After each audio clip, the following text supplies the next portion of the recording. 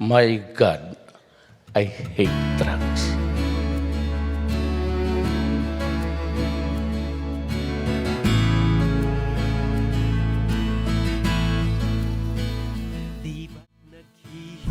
Hello, Tatay Digong. Happy anniversary. We're here for you. So, from Vallejo, California, the northern part of the Bay Area, would like to say we're very happy of all your achievement and sana tuloy-tuloy na to. Thank you. Bye. Pag-asa ay naririto, huwag ka nang makinig sa sinasabi ng iba. Nililigaw ka lang at nililin lang nila. Huwag kang padadala sa paninira ng iba. Lahat sila'y busog na, ngunit nagugutom ka pa. Hindi na tayo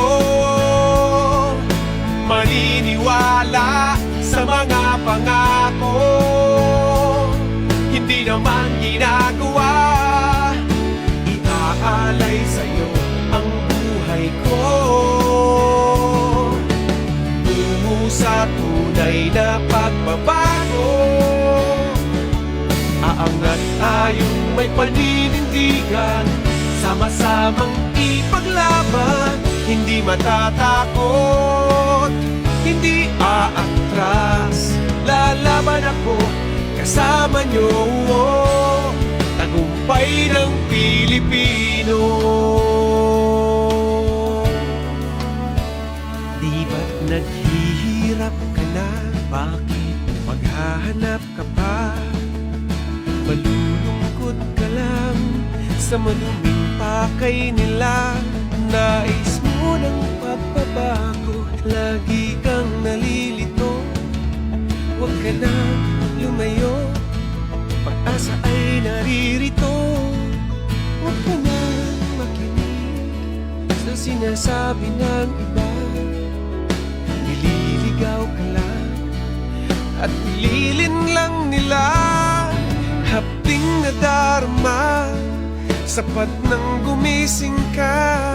Lahat sila'y busog na, ngunit nagugutom ka pa. Hindi na tayo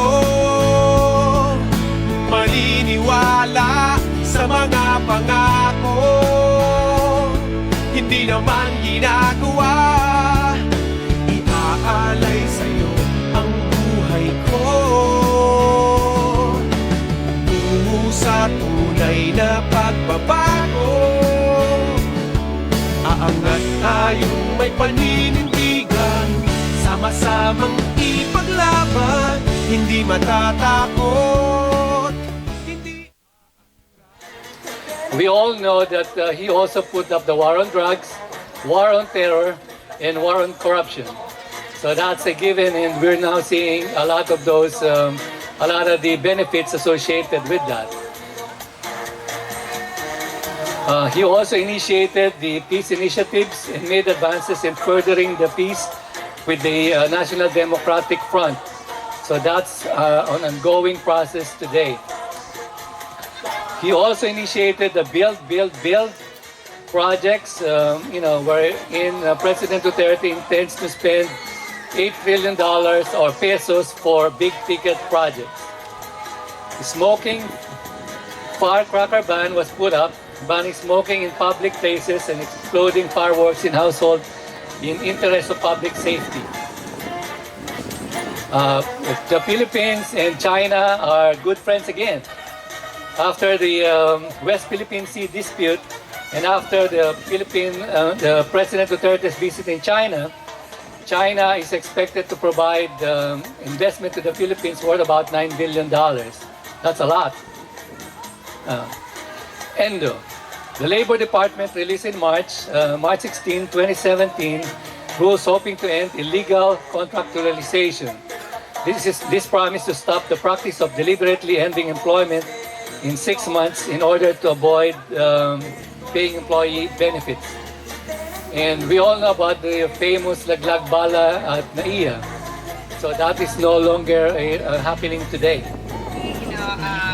As as far as I'm concerned, personally, I believe in all the principles Tatay Digong have introduced to the Filipino people.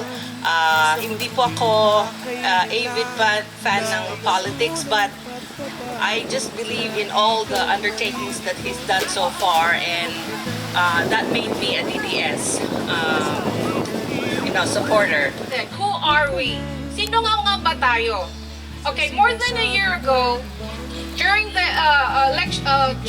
presidential campaign, one of the big controversies that was thrown to Duterte was merong DDS. What is DDS? Ito po ay Davao Death Squad. So this is one of his controversies that was thrown to him, and then of course he denied it. But the Duterte supporters all over the world claim that there is DDS. Merong DDS. Ano po ba yun? DDS as in Digong Duterte supporters. Okay, so all over the world, Duterte supporters are called DDS.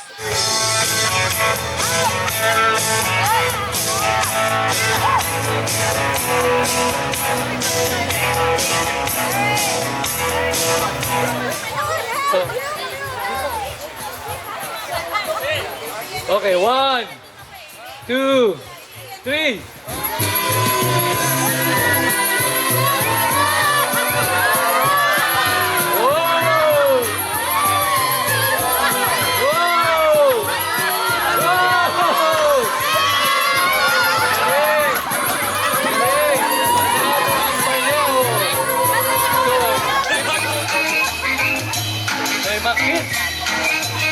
Mike, out ka na ba? Go! 1 hour! Ayos, Mike! Ang hirap niyan! Ang hirap niyan! Ano nga uli premium niyan? Napakahirap. Let me beat 12 rounds. Look at that body I just gotta say. You back it up and Touch your head freezing on my skin. I pretend you still hold me. I'm going crazy, I'm losing sleep. I'm in too far, I'm in way too deep over you.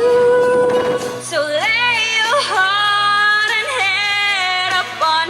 Remember, after the fire, after all the rain, I will be the flame.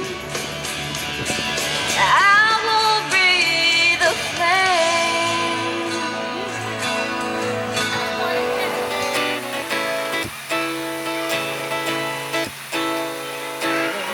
Ang ganda mo pala.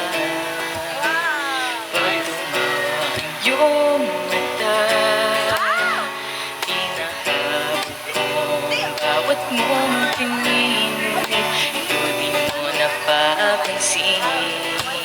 Wala akong maipagmamayabang. Tumang ko pa simple lang. Sino ba ako?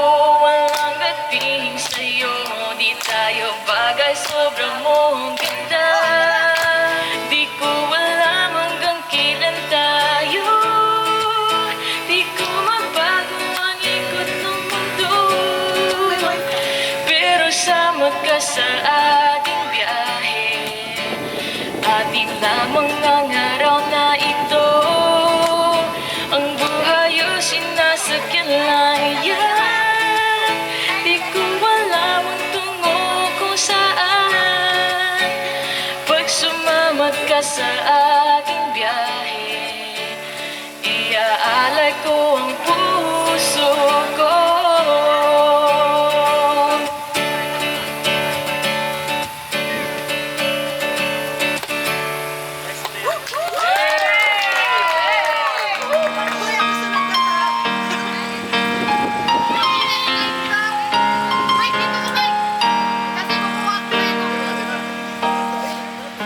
Big changes are coming, they're coming fast.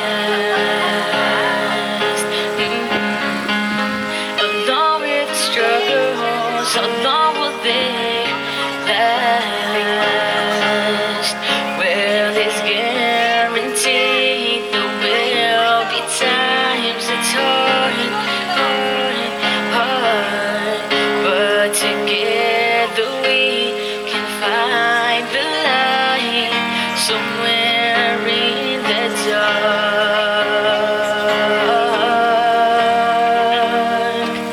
I know that life can get so crazy, but I think maybe as long as we've got each other, we'll be fine.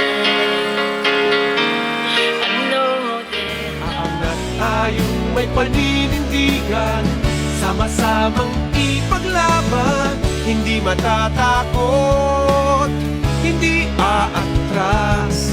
Lalaban ako kasama nyo, tagumpay ng Pilipino. Di ba't naghihirap ka na? Bakit maghahanap ka pa? Malulungkot ka lang sa maduming pakay nila. Nais